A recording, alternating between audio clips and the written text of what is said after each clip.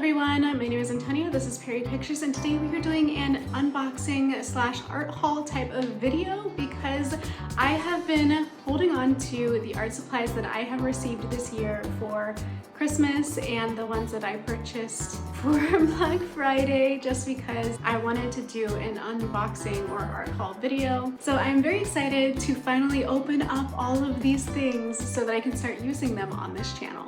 Let's go ahead and get into the very first one. Now that the table's clear, let's go ahead. This one I'm so excited about because this is a print from Prickly Alpaca. And if you haven't seen her channel, I will link it down in the description below. She's phenomenal. I absolutely love everything about her channel, everything that she makes, including this. I loved it so much that I had to order. I can't wait to show you what I got. If you have ever tried to follow a Bob Ross tutorial, and full disclosure, I have not, but if you have, you may really appreciate what it is I'm about to show you because Prickly Alpaca has attempted, I would say successfully, to follow a Bob Ross tutorial with MS Paint.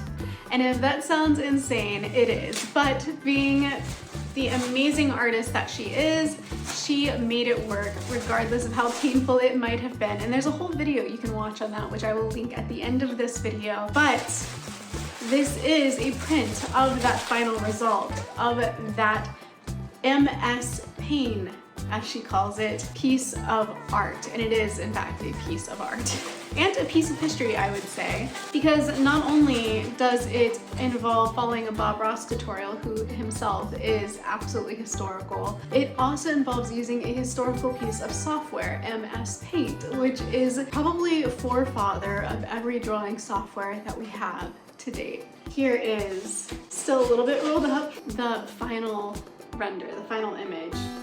And I cannot wait to frame this and put it on my wall. This one's not really boxed, but we'll go ahead and open it up. I do not have a ton of experience with traditional media, but what I do know is from the first set, these are incredible quality alcohol markers based on my limited knowledge and experience for what it's worth, but I know that I'm not the only one who thinks so. I realized during my Laguna Beach sketchbook, travel sketchbook video, that I was missing a lot of the colors I would need. The original pack of markers I had purchased it was like the skin tone pack of Ohuhu markers. I had other markers, but none that were really accurate to skin tone or had a lot of skin tone variety, so I had ordered the Ohuhu skin tone pack of markers, which meant I have so many blush colors and beige colors and cream colors and all of that, but I was lacking other colors to color with. So let me bring them in for a nice, beautiful close-up. I'll even let the ring light do a little bit of a fancy sheen. And these are to help fill in those gaps of those colors I was missing. I'm really excited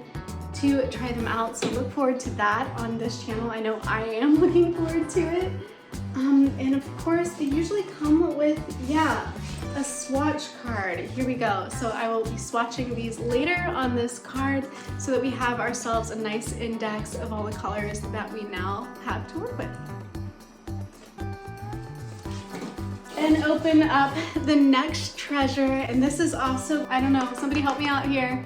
Teach me how to say this. I'm gonna keep saying Ohuhu for now. I'm a phonetic reader, folks. I read phonetically. Another sketchbook, folks. I know we've been over this. It is criminal of me to keep buying sketchbooks, but I got another one specifically because the sketchbook that I'm currently using for my travel sketchbook, I selected because it wasn't as intimidating to use. It was of a, I don't want to say lesser quality sketchbook, but it's certainly a damaged sketchbook. It had been through a coffee spill before, and spoiler alert, in the camping video that I will be putting out next, it got spilled on again. So that one has seen better days. I'm really kind of limited to working in pencil and pen on that book, so I wanted to get something that would be a lot better for these markers and give me an opportunity to really make the best quality work that I can now that I'm getting past that initial fear of working with traditional media on quality supplies that I am petrified of ruining. I think I'm starting to get to that place where I can handle it, and so I'm hoping to set myself up for even more success by using a little bit more conducive supplies. So like working on markers on the wrong type of paper could potentially make my effort even harder. It might become more challenging than if I was just using the right material to begin with.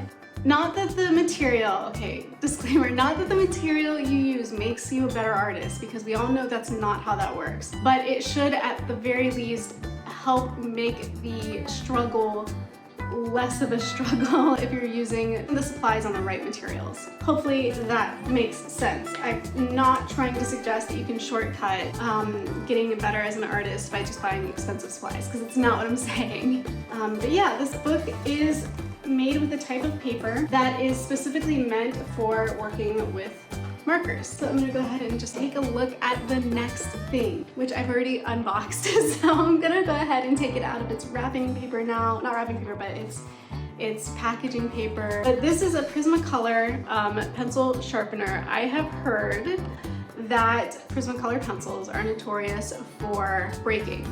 And using the right pencil sharpener for them can help reduce or minimize the breakage. And with how expensive Prismacolor colored pencils are, you would want to reduce the waste and the breakage as much as possible. And so I thought it was worth the extra investment to get a pencil sharpener to go with them, which obviously gives away the fact that I got some Prismacolor pencils. I'm very excited about this because I've been working with the same like Crayola colored pencils that I had when I was 10 years old, especially for our live streams. We've been doing a live stream comic book, which I am extremely proud of, and I'm proud of you guys for participating in that creative collaboration. But I do want to bring a better quality to everything that I do on this channel, to everything that I'm making for and with you guys. I want to give you my best, and part of that is upgrading as we go, not all at once, but as we go. And I'm hoping that this will help me to produce a better quality color. This is something to experiment with to see if it makes a difference, and maybe it won't. Maybe it just all harkens back to I don't have the technique to see the difference in the pencil work. Part of the process is, of course, trying it out. And I will say these are extremely expensive. This was definitely a Black Friday splurge, and I only made the leap to buy these because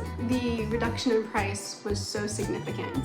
So I don't know, we'll see if I make it worth it, if the purchase pays off in the end. So stick around on the channel and you'll find out with me. So we've got these colors as well, and so we're able to also use these colors. Some Poscas. I have no idea what chain of events brought them to me, but in childhood supplies that I've been hoarding my whole life, and we did talk about those in another video. I had one white Posca pen, and I didn't realize what I had because I didn't really know brand names at the time. I wasn't really, when I first started this channel, I wasn't really as read into what was considered bougie or not, but I had one of these. And I started using it as almost a whiteout pen, which then became a highlight pen, and not realizing the golden ticket I had in my hand until I used it all up. Since then, I've been trying to replicate the same effect using white gel pens with varying degrees of success. And then I started noticing on other channels how much people were just swearing by these Posca pens. And so I had to take the leap here as well. And I waited. I only just ordered these this past week, because I was so on the fence about getting these, but I figured why not? I had already gone and upgraded. If I wanted to be able to add that extra pop, I wanted to be able to do it with Posca, so I got this too. This is not sponsored, by the way. This is not a sponsored video. This is just me getting really excited and sharing my excitement with you. Okay, so moment of truth. I thought that was the last thing, but there is really two more things left to show you. And they are these. They are my new furry bones. I have these two already, which I super duper love. I originally got those in Italy Wild while camping, and I picked out those two specifically, the robot and the knight, because they're both the same color scheme. So first, I'm gonna unwrap this guy. I'm really excited to see him. This fella is more of a cryptid. He is Bigfoot.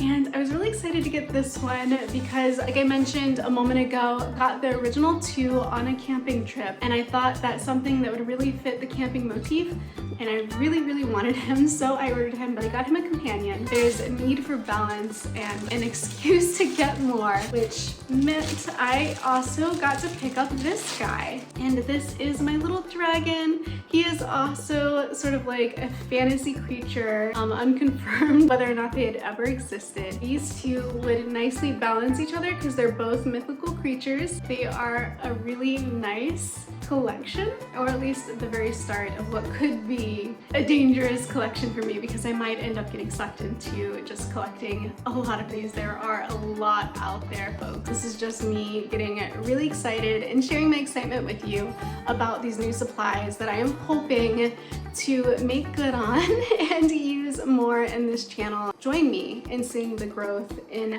the quality of work that I'm able to produce, because I've been doing digital for 10 years and I've gotten really confident, really comfortable with digital, but I've never really taken the time until now to come back to good old-fashioned traditional media without my precious edit undo button and my layers. And if you're feeling kind of the same way, I do really encourage you to join me on my sketchbook videos and on my live streams where I am doing more traditional art, and we can encourage each other and we can be there for each other. I would love to know, especially when it comes to this topic in particular, what are your favorite supplies? Which ones do you find were not worth the hype? Thank you again for watching. Thank you for joining in my excitement. And I am going to go ahead and thank you now for future participation, because I look forward to seeing you on the videos where we actually use these supplies and make the most of what we have here today.